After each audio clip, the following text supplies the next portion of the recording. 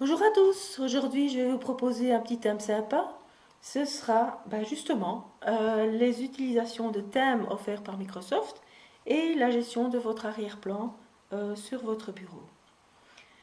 Alors, pour accéder à la gestion de l'arrière-plan, vous faites un clic droit sur le fond d'écran et vous cliquez dans le menu qui se présente sur Personnaliser. Vous accédez ainsi à la gestion de l'arrière-plan. Vous voyez ici à gauche des menus qui vous sont proposés. Vous voyez arrière-plan, couleur, écran de verrouillage, thème. Nous allons essentiellement aborder ces 4 premiers. Alors, au niveau de l'arrière-plan, donc par défaut, au départ, normalement vous devriez être sur arrière-plan image. Ça devrait être l'image traditionnelle de Microsoft Windows. Si vous cliquez ici sur la petite flèche, vous avez la possibilité aussi de choisir une couleur ou un diaporama. Au niveau de l'image, vous pouvez choisir déjà dans celles qui sont proposées, hormis ces deux-là qui sont les miennes, ces trois-ci sont proposées par Microsoft au départ. Donc il suffit de cliquer et vous voyez déjà ce que ça donne ici au-dessus. Si vous voulez changer d'image, vous cliquez sur Parcourir et vous pouvez choisir une autre image. Par exemple, je sélectionne celle-ci, comme je l'ai déjà fait précédemment, et je la sélectionne et je fais choisir une image. Je clique sur Annuler puisque je l'ai déjà. Si je la sélectionne ici, vous voyez qu'elle est présente sur mon arrière-plan. On peut également choisir soit de faire en sorte qu'elle remplisse tout l'écran, soit qu'elle soit ajustée. Vous voyez ce que ça donne. Donc, elle garde sa taille d'origine et elle est ajustée. Vous pouvez également étirer l'image. Alors, elle va faire comme avec un élastique tiré de chaque côté pour bien remplir l'espace.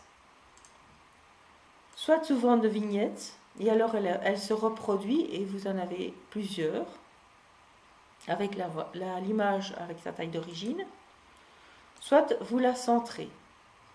Il est également possible de l'étendre si vous avez plusieurs écrans à votre disposition. On va laisser se remplir pour l'instant. On peut également choisir une couleur. Vous voyez, n'importe laquelle. Je vais laisser celle qui était par défaut.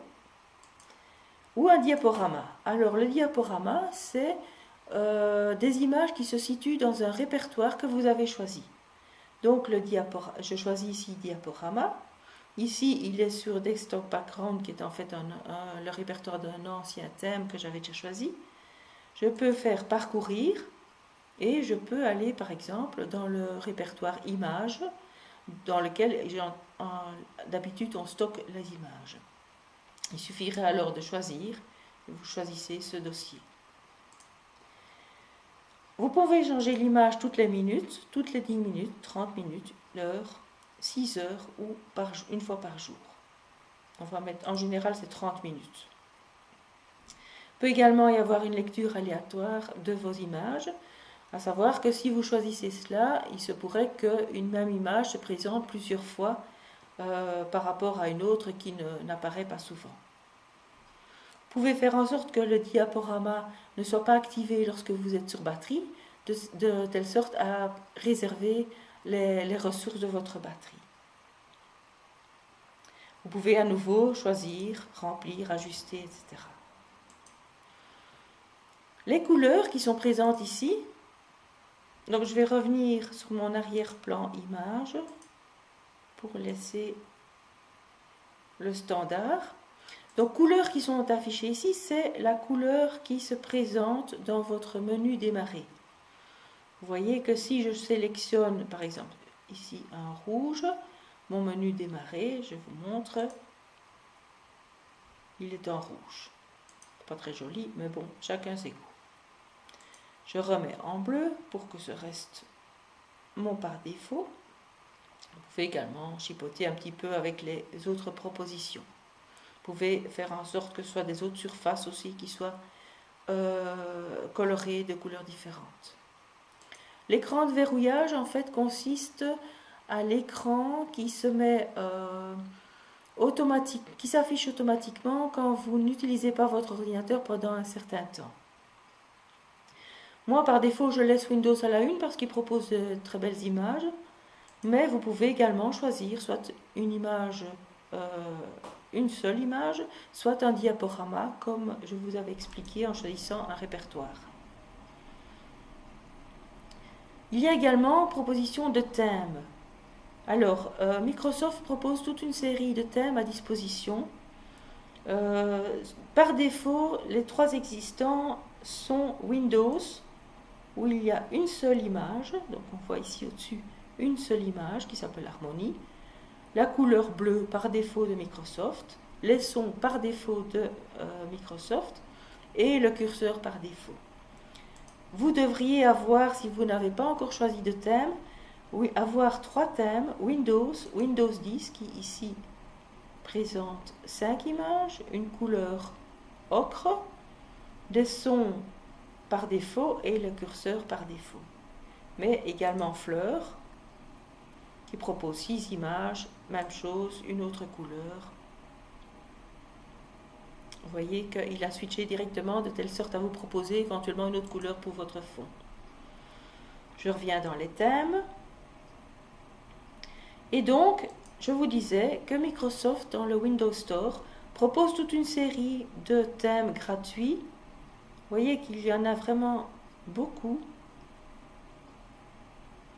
en proposant éventuellement certains avec des sons différents et d'autres avec les sons par défaut, mais vous pouvez vous amuser à vérifier. Il n'y a aucun risque, ils sont tout à fait sûrs puisque c'est proposé par Microsoft. J'avais pris Mardi Gras, mais je vais vous montrer un autre. Par exemple, oh oui, puisque c'est la Saint-Valentin, Hearts in Nature. Pour l'installer, il suffit de cliquer sur Obtenir. Il va lui-même automatiquement télécharger et installer votre thème. Ici, vous allez voir la taille. Ce n'est pas très lourd, puisque ce sont que des images, des sons éventuels. Voilà, la taille globale est de l'ordre de 13 mégas. Pour le lancer, il suffit de cliquer sur Lancer. Vous voyez à présent qu'il y a déjà mes 3 thèmes que j'avais préalablement déjà installés. On va prendre ce thème-ci. 14 images, couleur rose, son et curseur. Voilà ce que ça donne. Des images, je peux éventuellement afficher l'image suivante, afficher l'arrière-plan suivant, afficher l'arrière-plan suivant, chaque fois en faisant un clic droit sur le fond d'écran.